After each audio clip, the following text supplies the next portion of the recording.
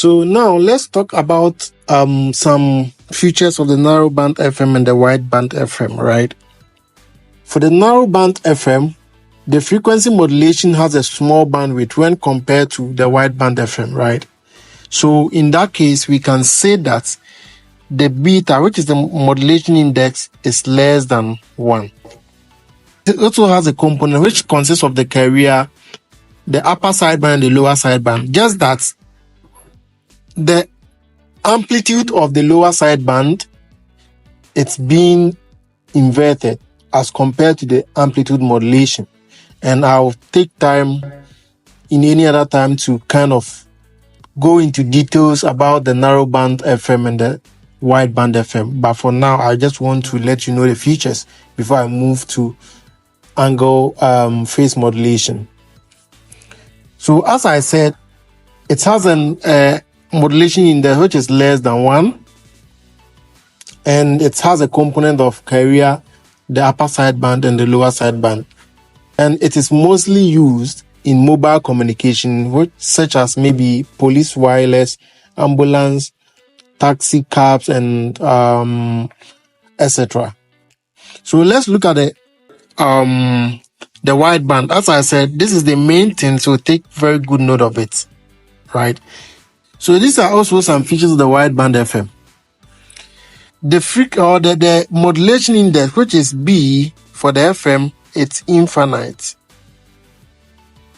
That is, when it's greater than 1, when B is greater than 1, it is what? Wideband FM.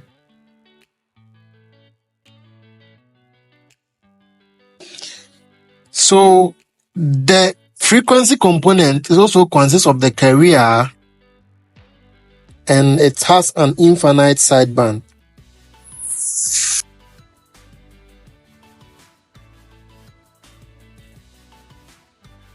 And we will take time in any other time to kind of go into details for the two types of frequency modulation, which is the narrowband FM and then the wideband FM.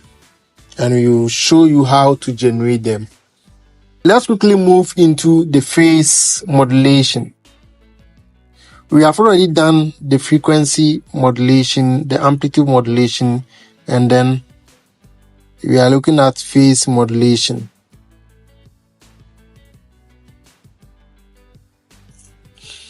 For the phase modulation, the carrier phase changes as the message phase is also changing, or with respect to the message, the change in the message phase.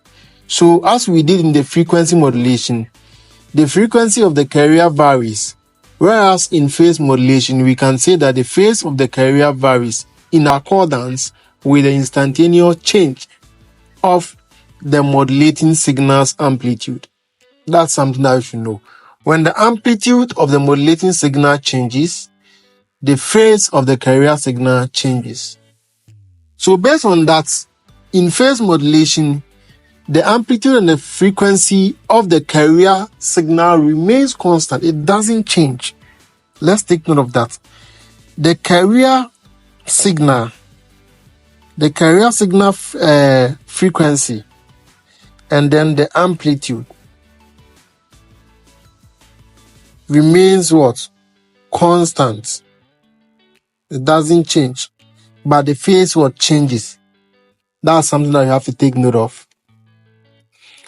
So let's do some bit of mathematical analysis over here.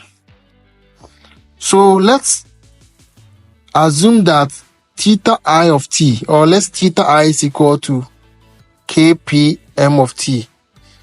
This is the change in the phase whenever there is a change in the amplitude of the modulating signal, which is the message signal. So the kp is the phase sensitivity. As in the frequency modulation, we have a frequency sensitivity. For the phase, we also have a phase sensitivity.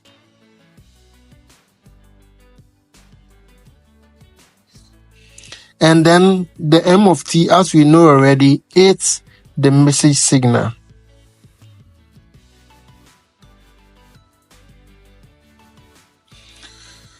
So now that we know this, we can say that our standard equation is equal to AC cos 2 pi FCT plus the phase, right?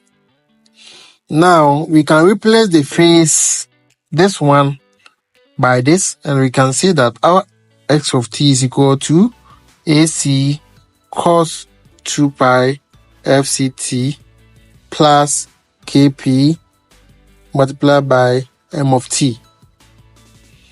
Now that we have this, we can simplify this by rewriting it as AC cos omega ct plus Kp and then am cos omega mt.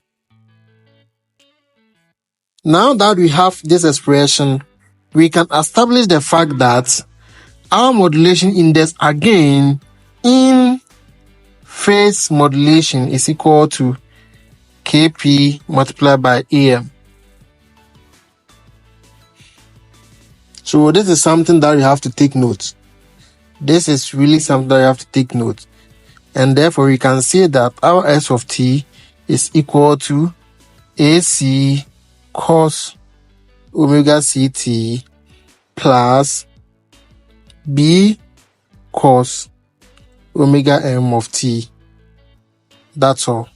So this is actually the standard equation for phase modulation. So the B or the beta, it's the modulation index.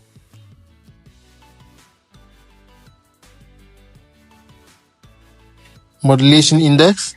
The beta is the modulation index. The beta is the modulation index. Theta equal to Kp Am, as I've said already here. And remember that this change in phi is equal to phase deviation. So let's look at something here. In the FM modulation, we have the modulation index to be the frequency deviation over FM. But in phase modulation, the beta is equal to the frequency deviation. Just take note of it. That's all. So thank you for watching and see you in my next video.